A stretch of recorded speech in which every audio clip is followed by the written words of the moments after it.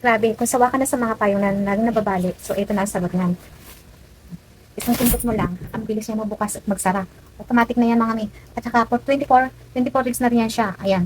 Kulay black yung sa kanyang sa ilalim. Ayan, kulay black yung ilalim kasi nga ito yung protection ng UV sa init.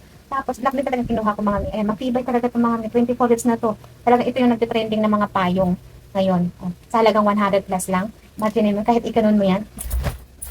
Kahit ikanon mo yan, hindi siya basta masisira. Oh, ayan mami. Mga mi, kita nyo ba? Ayan, bumaliktad siya. Kunwari, malakas ang hangin, ginaganon ko talaga siya. Tapos, ayan, kung sa ibang payo yung bali-bali na yan, ngayon, ito, tinam naman, antibay. Ito yung tinatawag ng 24 ribs, ayan. Ayan yung 24 ribs, di ba, antibay niya? Ganyan, ibalik nila yung siyang ganyan. Oh, balik nila yung siyang ganyan namin. Oh, di ba? Saan ko pa sa payong na to? Bumabaliktad na. Sa large size, ang size nito, 2 tao pa siya or 3.